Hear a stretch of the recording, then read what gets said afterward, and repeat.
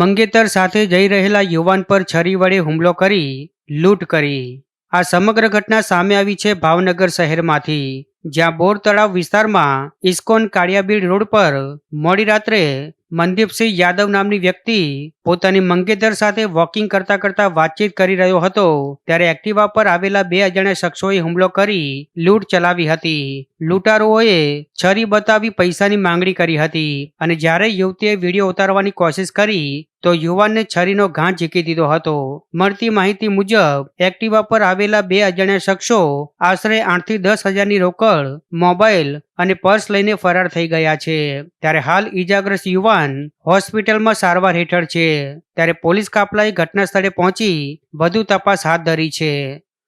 મારા ફિયોન્સે બે ઘરેથી આવતા હતા, અમારે સવારના બાબતે કાંઈક બોલવાનું થયું હતું, એટલે અમારે 2 મિનિટ વાત કરવી હતી, એટલે અમે આ બાજુ આવ્યા હતા। એને કીધું વાત કરીને પછી આપણે અહીંથી નીકળી જશું। તમે બરોબર અહીંયા બાઇક મૂકી થોડીક વાતોચીતો કરતા, હાલતા હાલતા વાતોચીતો કરતા હતા। 2 જણા આવ્યા, બ્લેક પહેરેલું હતું, મોઢે રૂમાલ બાંધેલો હતો, હાથમાં છરી હતી। ફટાફટ આવીને કે જેટલા પૈસા હોય એટલા કાઢીને દઈ દે, જેટલા પૈસા હોય કાઢીને દઈ દે।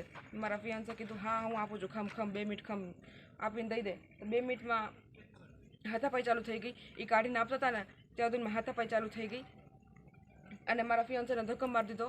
અને બરોબર મેં વિડીયો ચાલુ કરતો, મેં કીધું ને કે વિડીયો ચાલુ કરું છું, ત્યાં મારા ફિયોન્સેને છરી મારીને એનું વોલેટ લઈ ગયા, મારું પર્સ લઈ ગયા અને મારો મોબાઈલ લઈ ગયા, આટલું લઈને ભાગી ગયા।